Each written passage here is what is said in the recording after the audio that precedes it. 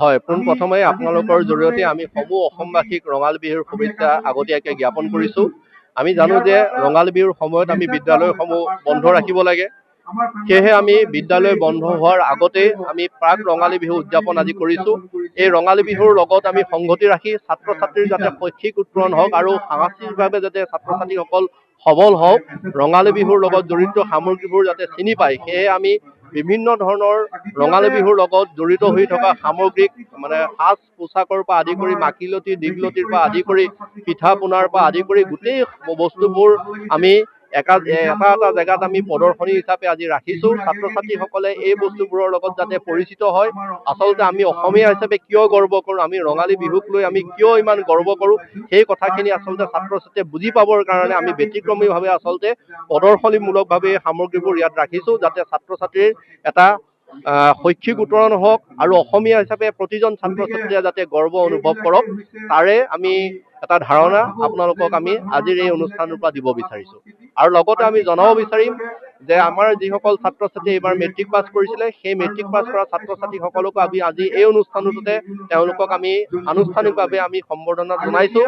আৰু লগতে আপোনালোকৰ জৰিয়তে আৰু এটা বাৰ্তা আমি প্ৰেৰণ কৰিব বিচাৰিম যে আমাৰ আজিৰে পৰাই আমাৰ প্ৰথম বৰ্ষৰ HS ফাৰ্ষ্ট ইয়াৰৰ কলা শাখা আৰু বিজ্ঞান শাখাত নামভৰ্তি চলি আছে।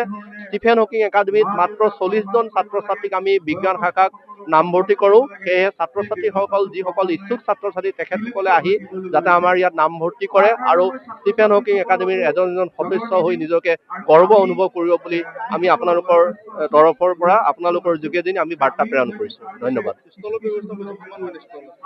ইয়াত আমাৰ সৰ্বমুঠ 10টা ষ্টল আছে আৰু প্ৰতিটো ষ্টলত বেলেগ বেলেগ ধৰণৰ সামগ্ৰী ৰাখিছে। কিছু কিছু ষ্টলত আমাৰ জনজাতিসকলৰ সাজপাৰবোৰ ৰাখিছে, তেওঁলোকৰ ব্যতিক্ৰমী বিহুৰ সামগ্ৰীবোৰ ৰাখিছে।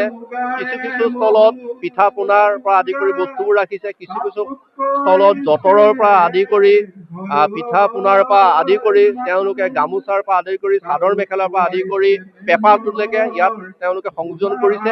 সেই ছাত্ৰ ছাত্ৰীৰ যেনেকৈ তেওঁলোকে এই প্ৰদৰ্শনীবোৰ কৰিছে, আমি খুব সুখী আৰু পৰিচালক হিচাপে আমি সকলো ছাত্ৰ ছাত্ৰীক আমি ধন্যবাদ জ্ঞাপন কৰিছোঁ।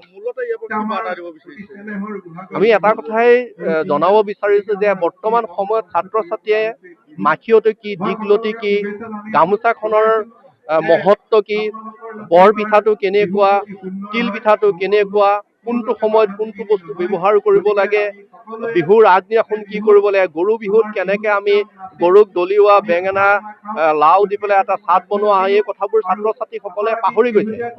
এই ষ্টলবোৰৰ পৰা ছাত্ৰ ছাত্ৰীসকলে সেই বস্তুবোৰৰ ওপৰত শিক্ষা প্ৰদান তেওঁলোকে পাব আৰু তেওঁলোকে বুজি উঠিব যে আচলতে ইমান অসমীয়া জাতিটোৱে যে ৰঙালী বিহুক লৈ গৰ্ব অনুভৱ কৰে, আচলতে ইমান সমূহ সামগ্ৰী আমি জড়িত হৈ আছো, ইমান চাইণ্টিফিক বস্তুবোৰ লৈ পেলাই আমাৰ অসমীয়াৰ বিহুটো উদযাপন কৰা হয়, সেই কথাখিনি যাতে ছাত্ৰ ছাত্ৰীসকলে বুজি পায়, তাৰ ধাৰণাটো দিবৰ কাৰণে আজি আমি এই অনুষ্ঠানটো ব্যতিক্ৰমী হিচাপে ইয়াত উদযাপন কৰিছোঁ।